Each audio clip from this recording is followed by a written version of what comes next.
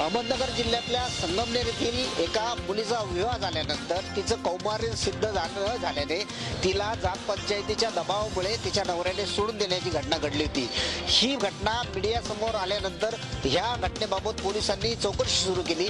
पोलिसांनी सदर मुलीकडे जाऊन चौकशी सुरू केल्यानंतर त्याच दरम्यान मुलीचा नवरा आज संगमनेरमध्ये आला। त्याच्या नातेवाईकासह त्याची मुलीशी चर्चा झाली आणि आमच्यात केवळ कौटुंबिक वाद होते, ते वाद आता मिटलेले आहेत। आमच्या समाजात कौमार्याच्या परीक्षेची अशी आरूढ प्रथा आहे, मात्र ही प्रथा मोडण्यासाठी आमच्यासारखे तरुणच सहभागी होणार आहेत, ते पुढाकार घेणार आहे असं सांगत आता आम्ही गुन्ह्या गोविंदाने नांदू असं सांगत हा मुलगा आता मुलीला नांदवायला घेऊन गेलेला आहे। यामुळेच एकंदरीत जात पंचायतीच्या झालेल्या या प्रकारावर पडद्या टाकण्याचाच प्रयत्न करण्यात आलेला दिसतोय। नाशिक आणि नगर जिल्ह्यातून जात पंचायतीचा एक धक्कादायक प्रकार समोर आलेला आहे। विवाहानंतर कौमार्य चाचणीमध्ये विवाहिता अपयशी ठरल्यामुळे नापास झाल्यामुळे तिचा विवाह मोडण्यात आलेला आहे। संगमनेर तालुक्यातली ही घटना आहे, त्यामुळे या मुलीचा विवाह मोडला। याला सर्वस्वी जबाबदार जात पंचायत असल्याचं तिच्या घरच्यांकडून सांगण्यात आलेलं आहे। तर दुसरीकडे जात पंचायतीने असा कुठल्याही प्रकारची जबरदस्ती केलेली नाही, कौमार्य परीक्षा घेतली नसल्याचा दावा केलेला आहे।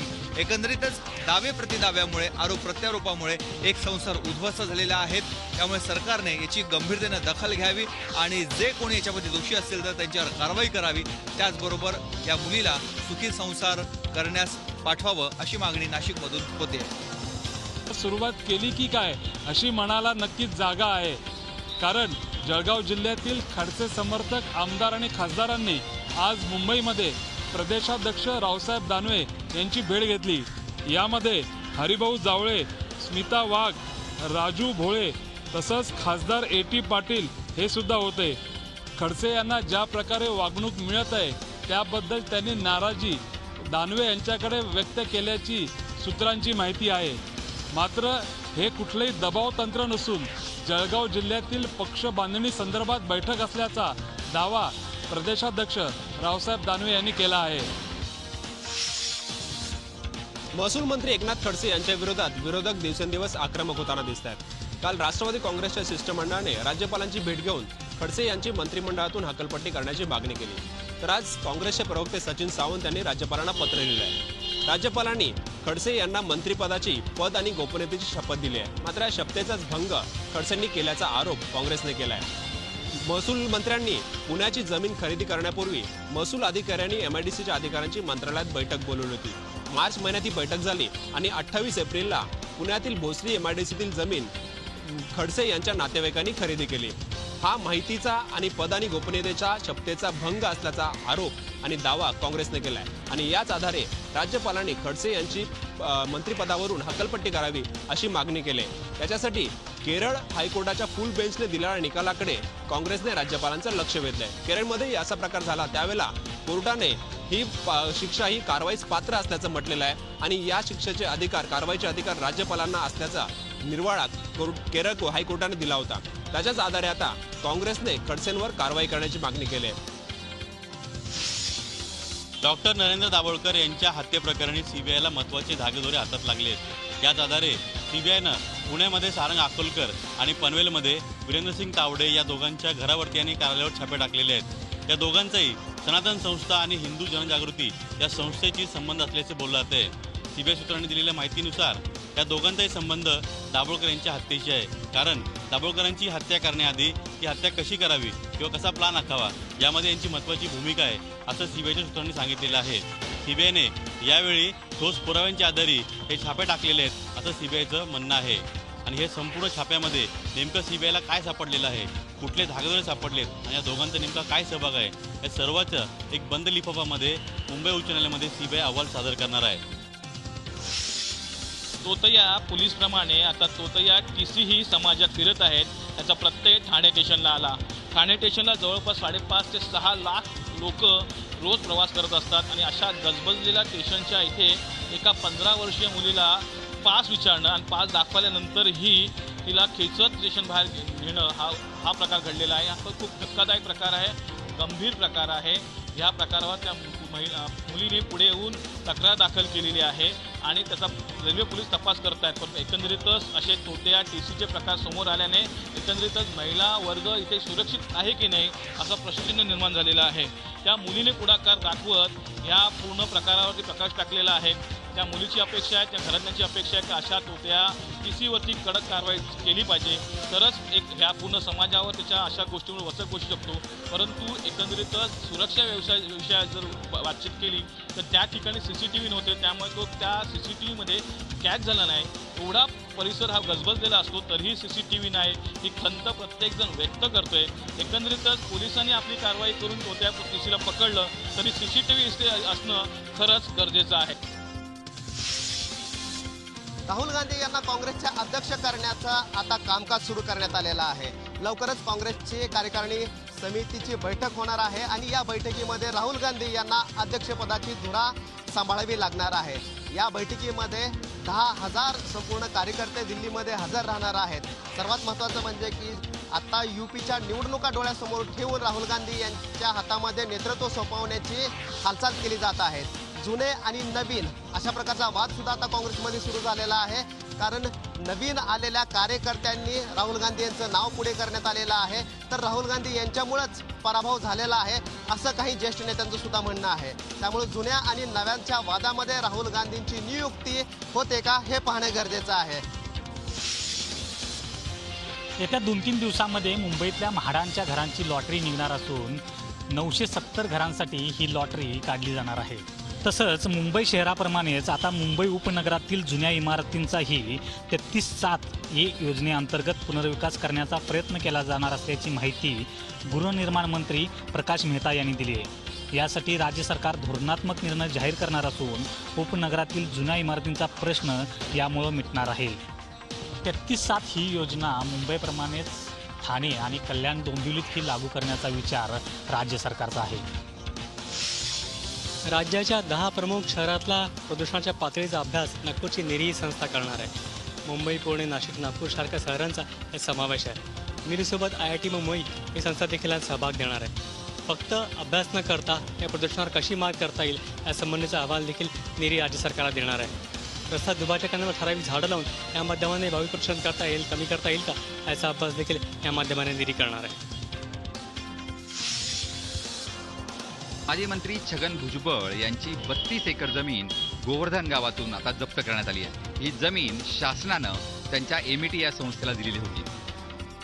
या संस्थेवर निर्धारित वेळेमध्ये बांधकाम न झाल्यामुळे ही जमीन जप्त करण्यात आली आहे. महसूल मंत्री एकनाथ खडसे यांनी जळगावला जातानाच या आदेशावर साईन केलेली आहे आणि त्यामुळे ही सर्व जमीन कोट्यावधी रुपयांची जमीन आज आता जप्त झालेली आहे. एकूण 50 ते 60 कोटी रुपयांचा फटका यामुळे भुजबळांना बसणार आहे आणि त्याचबरोबर भुजबळांच्या समर्थकांनाही बसणार आहे. CID कॅम्पमध्ये झालेल्या भीषण स्फोटात शहीद झालेल्या जवानांवरती आज पुलगावमध्ये अंतिम संस्कार करण्यात आले. अमोल येसनकर, अमित दांडेकर व लीलाधर चोपडे या 3 जवानांवरती अंतिम संस्कार करण्यात आले. या अंतिम संस्कारात पुलगावकरांनी मोठ्या प्रमाणात गर्दी केली होती. तसेच पुलगावकरांचे डोळेही पाणावले होते. आपल्या जवानांना अखेरचा निरोप देण्यासाठी पुलगावकरांनी तुफान गर्दी केली होती.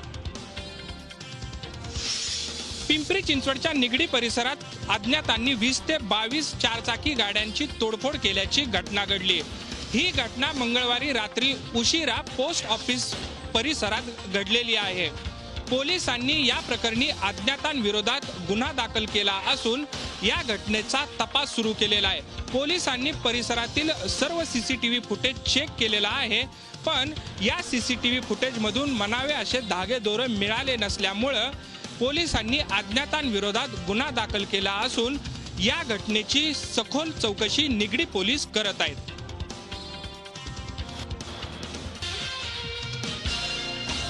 लातूर जिल्ह्यातील उदगीर येथे 26 मे रोजी प्रणिता प्रकाश पेन्सनवार या 46 वर्षीय महिलेची निर्घृणपणे घरात घुसून हत्या करण्यात आली होती. या हत्येचा तपास उलगडण्यात पोलिसांना यश आले असून या हत्येची सुपारी मयत प्रणिता पेन्सनवार यांच्या 16 वर्षीय मुलाने दिल्याचे पुढे आले आहे. 10वीची परीक्षा दिलेल्या या अल्पवयीन मुलाने परभणी जिल्ह्यातील पालम येथील 5 जणांना हत्येची सुपारी दिली होती. आपल्याच किराणा दुकानातील गल्ल्यातून सतत पैसे चोरणारा हा मुलगा वाईट संगतीला लागला होता. त्यामुळे आई प्रणिता पेन्सनवार त्याला सतत रागावित होत्या. याचाच राग मनात धरून 3,25,000ची सुपारी या मुलाने आरोपींना दिली। या प्रकरणी पोलिसांनी 2 आरोपींना अटक केली असून 16 वर्षीय अल्पवयीन मुलगा पोलिसांच्या ताब्यात आहे। तर इतर 3 आरोपींचा पोलीस शोध घेत असून या हत्या प्रकरणात आणखीन कोणी सामील आहे का याचा तपास पोलीस करत आहेत। सिनियर सिटीजन किंवा वयोवृद्ध लोकांच्या सुरक्षेच्या बद्दल पोलीस नेहमीच काळजी घेते असं चित्र समाजात रंगवलं जातं, पण तो ठाण्यामध्ये तसं काही दिसत नाहीये। सिनियर सिटीजनचा सुरक्षेचा प्रश्न पुन्हा ऐरणीवर आलेला आहे। ठाण्यातील घोडबंदर परिसरातील ब्रह्मांड फेस 5 या ठिकाणी एका वयोवृद्ध 70 वर्षीय वयोवृद्ध इस्माचा व त्याचा केअरटेकर 35 वर्षीय होता, त्या दोघांची हत्या करण्यात आली होती।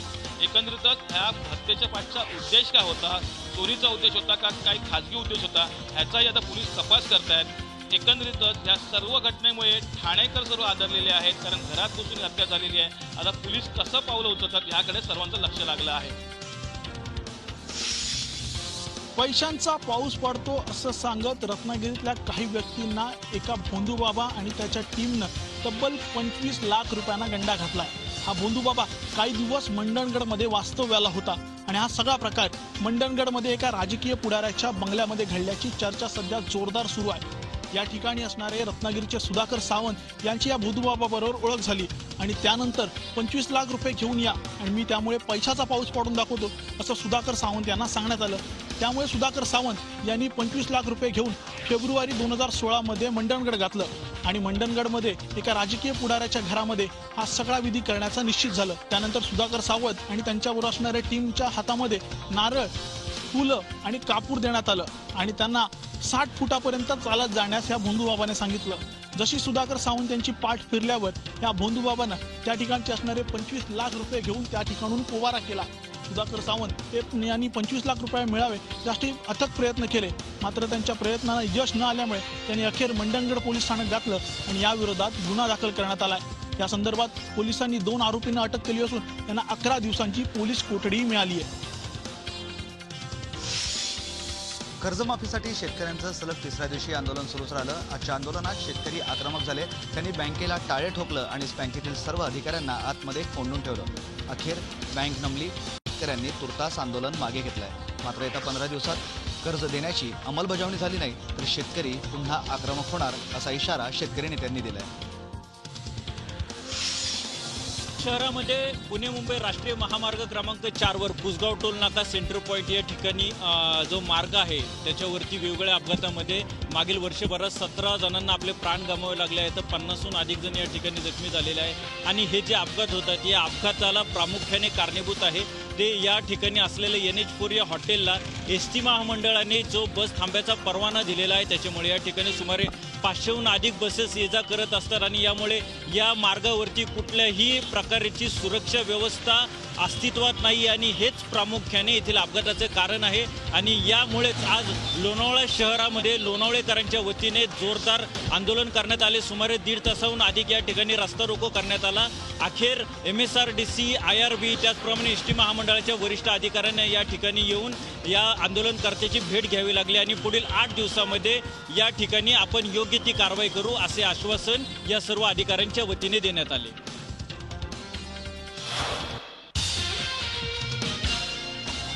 पुण्यातील चाकरमान्यांच्या गळ्यातील ताईत असणारी दख्खनची राणी म्हणजेच डेक्कन क्वीनने 87व्या वर्षामध्ये पदार्पण केलेलं आहे आणि तिचा हा वाढदिवस पुणे स्टेशनवरती आज अगदी उत्साहात साजरा करण्यात आला। तिच्या प्रवाशांनी केक कापून तिच्या वाढदिवसाचं सेलिब्रेशन देखील केलं।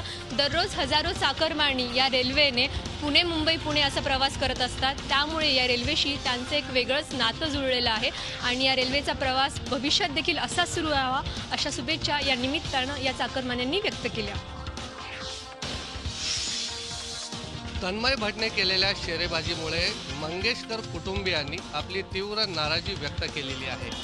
लता दीदींच्या भगिनी आशा भोसले आणि मीना खडीकर यांनी या सगळ्याच प्रकाराबाबत तीव्र नापसंती व्यक्त केलेली आहे। मात्र याबाबत आता देशवासीय कशा प्रकारे आपली भूमिका मांडतात आणि कशा प्रकारे या गोष्टीकडे बघतात याचीच आपल्याला उत्सुकता असल्याचं आशा भोसले यांनी म्हटलंय। तर हा सगळाच प्रकार आपल्यासाठी किळसवाना असल्याचं मत मीना खडीकर यांनी व्यक्त केलेलं आहे। बॉलिवूडमध्ये आपल्या अभिनयाची वेगळी छाप पाडणाऱ्या कॉमेडी अभिनेते रझाक खान यांचं मुंबईत हृदयविकाराच्या तीव्र झटक्याने निधन झालेलं आहे. वांद्रे येथील रुग्णालयात दाखल करण्यापूर्वीच त्यांची प्राणज्योत मालावली. 90पेक्षा अधिक सिनेमांमध्ये रझाक खान यांनी काम केले असून रुक्की राणी चोरोका राजा, राजा हिंदुस्तानी, हॅलो ब्रदर, जोरुका गुलाम अशा अनेक सुपरहिट सिनेमांमध्ये त्यांनी काम केलेलं आहे. आपल्या कॉमेडीच्या जोरावर त्यांनी रसिकांना लोटपोट करून हसवलं होतं. त्याचप्रमाणे कॉमेडी नटकीत कपिल या शोमध्ये त्यांनी काही भाग शूट केले होते. या शोमध्ये त्यांचा गेस्ट अपीअरन्सही मोठ्या प्रमाणात पसंतीस पडला होता. झी 24 तास रहा एक पाऊल पुढे.